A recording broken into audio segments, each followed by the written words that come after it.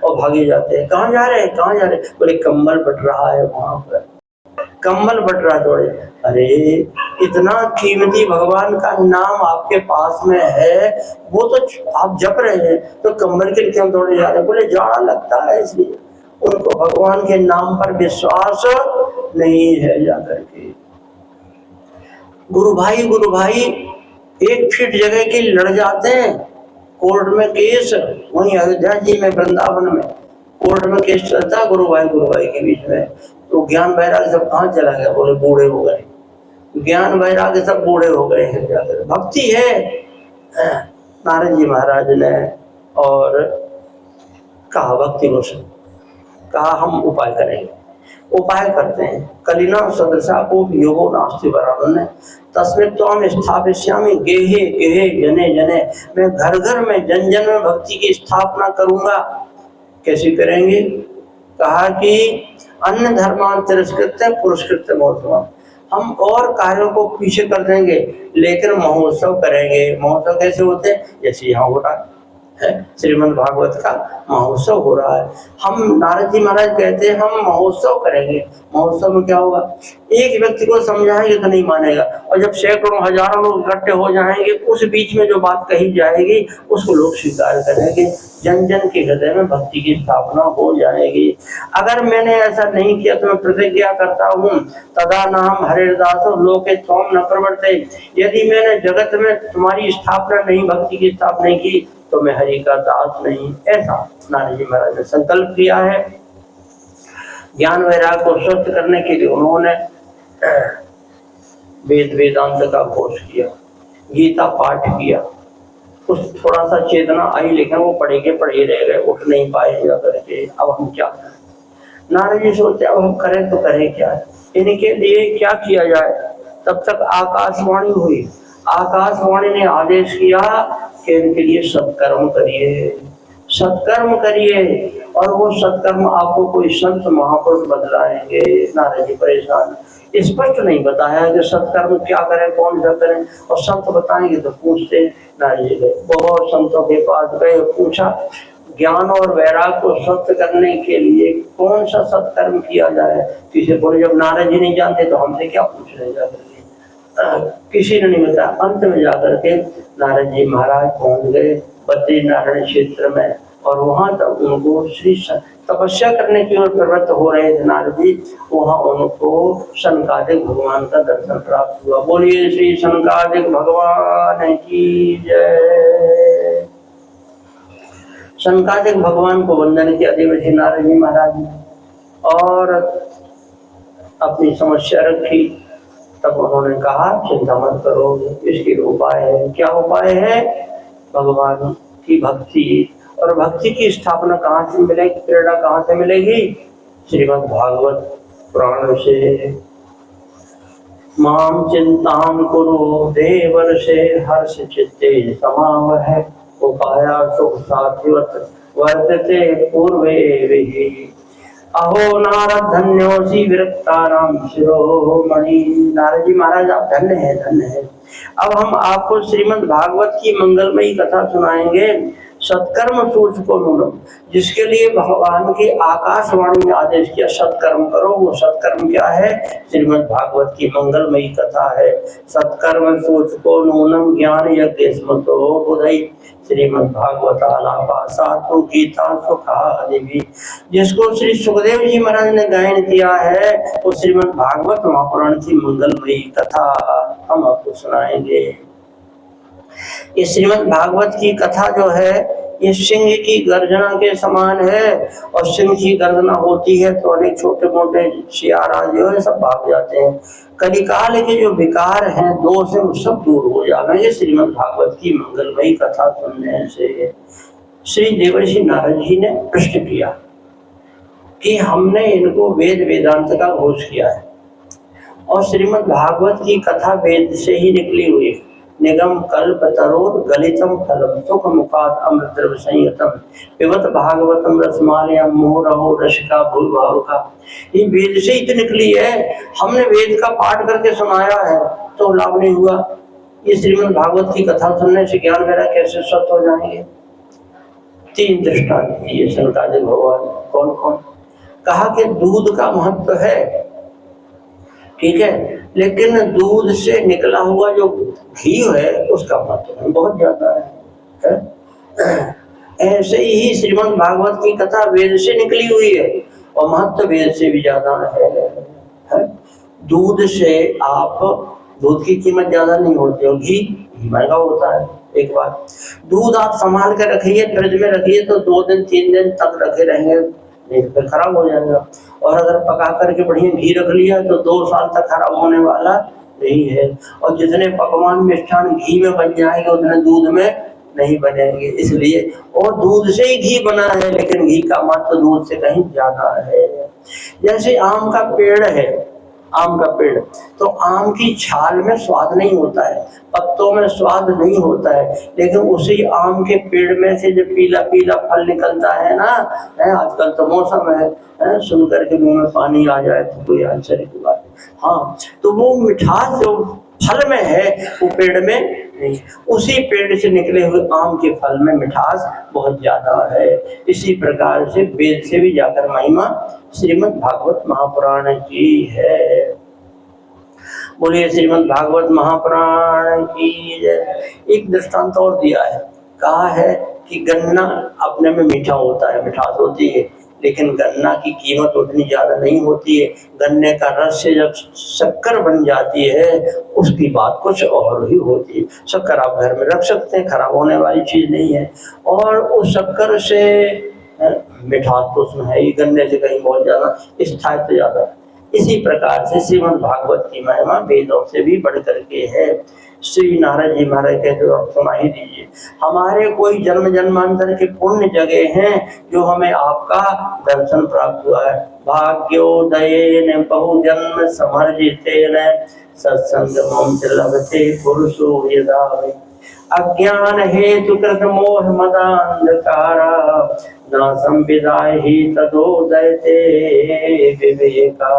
जब जन्म जन्मांतर के पुण्य एकत्र होते हैं तब जाकर के श्रीमद् भागवत की कथा श्रवण करने का सौभाग्य प्राप्त होता है। अगर सत्कर्म नहीं है, हमारे पास पुण्य नहीं है, पुण्य बिनु मिले ना संता और सत्संगति संसद कराता। अगर पुण्य नहीं है तो सत्संग का लाभ नहीं मिलेगा। आप बैठ जाइए कथा में, बैठ तो जाएंगे लेकिन कुछ पल्ले नहीं पड़ेगा। एक तो नींद आ जाएगी और बगल वाले के ऊपर गिर पड़ेंगे। बोली भक्त और भगवान की जय हो। तो श्री देवर्षि नारद जी ने शंकराचार्य भगवान का सत्कार सम्मान किया और पूछा उनसे, ये कथा कहाँ होनी चाहिए? बोले हरिद्वार में, बद्रीनाथ में नहीं, ठंडी बहुत पड़ती है।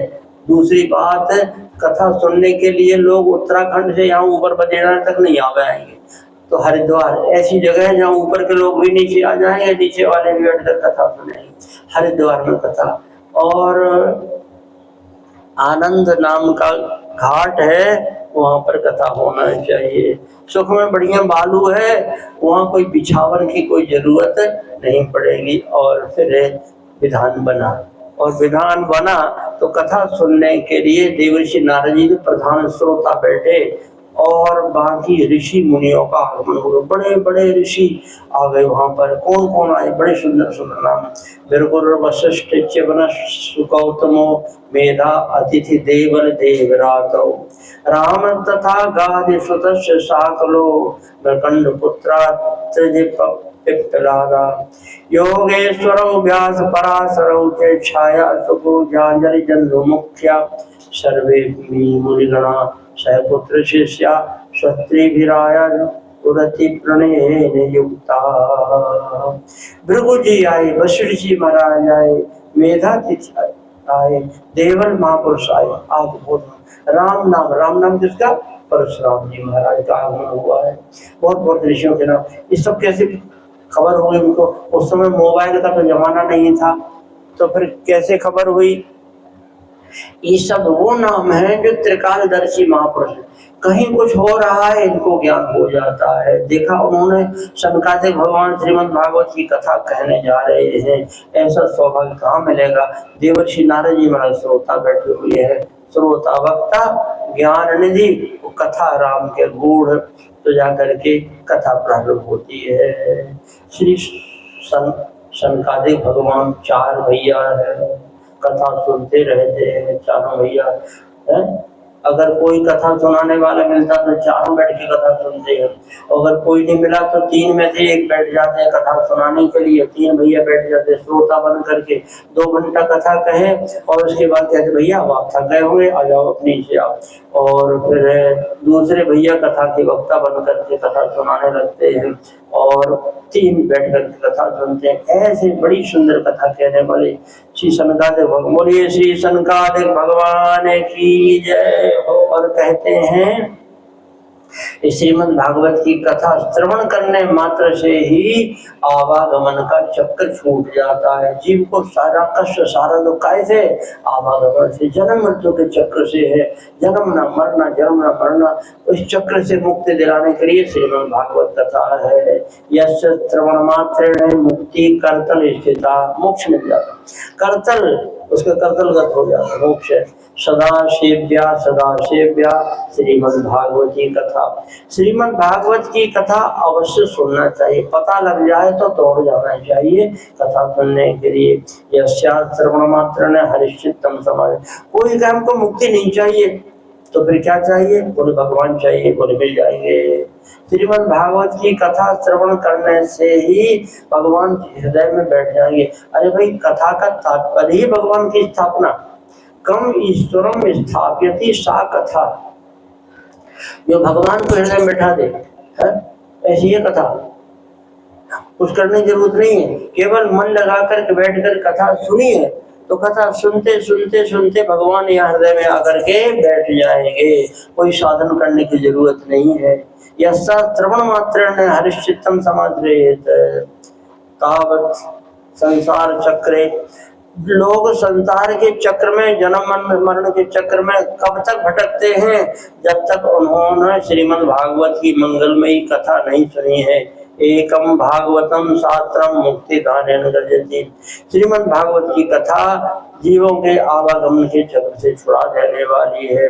ना गंगा ना गया, जैसी महिमा श्रीमद् भागवत कथा की है ऐसी महिमा गंगा जी की भी नहीं है। गंगा न गया की महिमा है, काशी पुष्कर और प्रयाग की भी इतनी महिमा नहीं है जो श्रीमद् भागवत की कथा का महत्व है। आपसे अगर पूरी कथा नहीं सुनने का अवसर मिलता है तो 7 दिन में 1 दिन ही बैठ कर के मन लगा कथा सुन लीजिए। 1 दिन भी समय नहीं मिलता है तो 1 ही श्लोक सुन लीजिए। 1 श्लोक सुनने के बाद भी अब हमारे पास समय नहीं, हम बहुत बिजी आदमी, हम बस निकल रहे हैं, बोले तो आधा ही श्लोक सुन लीजिए। बोले वो आधा श्लोक में तो समय लगा, बोले तो चौथा ही सुन लीजिए तो भी आपका बेड़ा पार हो जाएगा। तो क्या है, श्लोकार्धम श्लोक पादम वा नित्यम भागवतोद्भवम पठस्व स्वमुखे नैवेदिक्षति परामगतेन। तो चौथा श्लोक कैसे कैसे काम हो जाएगा, बोले कृष्णाय वासुदेवाय देवकी नंदनाय जय, नंद गोप कुमाराय गोविंदाय नमो नमः। पूरा श्लोक नहीं सुनना है, कितना सुनो, गोविंदाय नमो नमः, इसलिए से ही कल्याण हो जाएगा। उक्तम भागवतम नित्यम, श्रीमद् भागवत की कितनी महिमा है। श्रीमद् भागवत का पाठ करना और श्री उक्तम भागवतम कृतम हरि चिंतनम, बैठ कर भगवान का ध्यान लगाए, भगवान का चिंतन करे। बात समझ में आ रही, सुनने में आ रही है? 4 चीजें बराबर, 4 चीजें बराबर कहेंगे, क्या बात, 4 चीजें बराबर कहेंगे। कौन कौन? श्रीमद् भागवत का पाठ करना है, पंडित लोग पाठ करते हैं, मूल पाठ करना है एक। दूसरी चीज भगवान का चिंतन करना, कृतम से हरि चिंतन, बैठ करके ध्यान करना भगवान का, संसार का चिंतन नहीं, ठाकुर जी का चिंतन करना, मन लगा करके चिंतन करना। 2 बात, तुलसी पोषणम चाहिए, तुलसी का पौधा लगाया और फिर उसकी सींच करके उसको हरा भरा कर दिया, बढ़िया कोमल कोमल मंजरी निकली तो तोड़ करके भगवान के चरणों में समर्पित कर दी। ऐसे तुलसी सूखी सूखी मंजरी नहीं होने देवी है। सूखी सूखी मंजरी बड़ी बड़ी हो जाती हैं तो पौधे को कष्ट होता है, उसको पहले उतार लीजिए, कोमल मंजरी उतार लीजिए, नहीं तो जैसे माताओं के सिर में जुआ हो जाते ना, बैठी बैठी खुजलाती हैं। अब हमारे वाली साहब हम कहाँ से जुआ हो पाएंगे, तो माताओं के तो वो जैसे उनको कष्ट होता है जुआ पड़ने पर, ऐसे ही तुलसी के पौधे पर सूखी सूखी मंजरी खड़ी है तो उनको बड़ा कष्ट होता है। उसके पहले ही कोमल मंजरी भगवान को चढ़ाना चाहिए। 3 चीज, भागवत का पाठ करना, भगवान का चिंतन करना, तुलसी जी की सेवा करना